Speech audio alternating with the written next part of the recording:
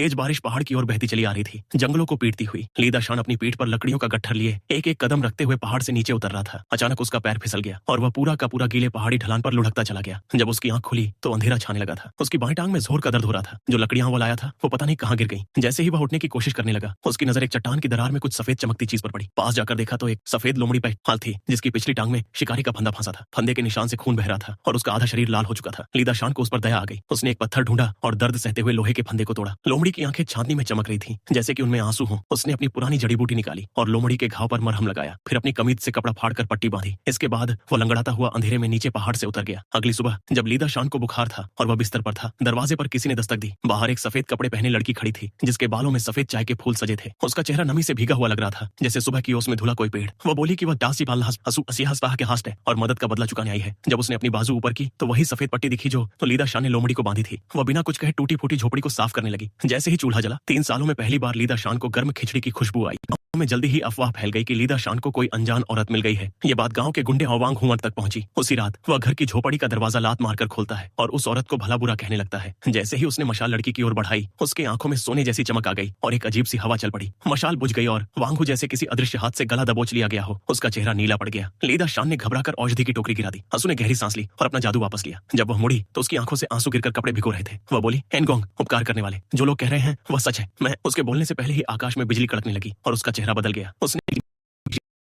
शान के हाथ में दी और कहा, अगले साल वसंत में महामारी फैलेगी। इस औषधि को गांव के पुराने पीपल के पेड़ के नीचे छिड़क देना। इतना कहकर वह सफेद परछाई बन जंगल में समा गई। अगले साल सच में महामारी आई। पास के सारे गांव वीरान हो गए, लेकिन शफीत आई क्योंकि चिंगशी गांव में उस पेड़ के नीचे औषधि छिड़की गई थी। वहां कोई बीमारी नहीं फैली। लोग कहते हैं हंसे क्रिया थी जमात या पूर्णिमा की रातों में सफेद लोमड़ी उस पेड़ के चारों ओर 3 चक्कर लगाती है और उसके मुंह में हमेशा ओस से भीगी हुई लिंजी औषधीय घास होती है।